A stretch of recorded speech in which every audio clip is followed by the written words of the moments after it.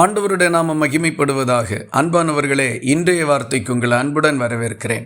இன்றைய தியானத்துக்காக 2 தீமோத்தேயு 2வது அதிகாரம் 12வது வசனத்தின் முதற் பகுதியை வாசிக்க கேட்போம்.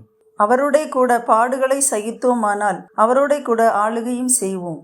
நம்முடைய வாழ்க்கையில் வரக்கூடிய துன்பங்களையும் கஷ்டங்களையும் நாம் தனியாக சகித்து சுமந்து கடந்து செல்லும் பொழுது மிகவும் பாரப்படுகிறோம், துக்கப்படுகிறோம். அநேக நேரங்களில் நம்மால் சுமக்க இயலாத அளவுக்கு மிக பாரமாக நம்முடைய பிரச்சனைகள் மாறிவிடுகின்றது.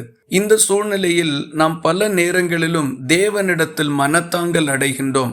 கர்த்தர் எனக்கு மிகுந்த பாரத்தை கொடுத்திருக்கிறார், என்னால் சுமக்க இயலாத அளவுக்கு கர்த்தர் எனக்கு இந்த காரியங்களை பாரமாக அனுமதித்திருக்கிறார் என்றெல்லாம் நாம் சொல்லுவதுண்டு.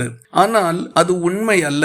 நாம் தனியாக நம்முடைய பிரச்சனைகளையும் பாரங்களையும் சுமப்பதனால் அது கடினமாக இருக்கின்றது. இந்த வசனம் நமக்கு குறிப்பிட்டு சொல்லுகின்றதை பாருங்கள்.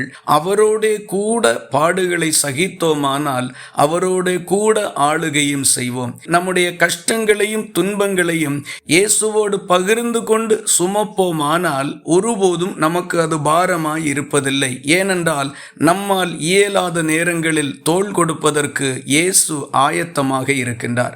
ஆகவேதான் வேதம் சொல்லுகிறது, உங்கள் கவலைகளை எல்லாம் அவர் மேல் வைத்து விடுங்கள் என்று.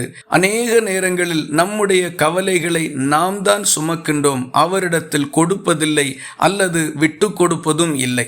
உங்கள் நிலை எப்படிப்பட்டது என்பதை சற்று சிந்தித்து பாருங்கள். விடை உங்களுக்கு அருகில் இருக்கின்றது. இன்னும் சில நேரங்களில் பிற மனிதர்கள் நமக்காக இந்த சுமையை சற்று ஏற்றுக்கொள்ள மாட்டார்களா அல்லது நமக்கு தோள் கொடுக்க மாட்டார்களா என்று நாம் கொள்வதும் உண்டு.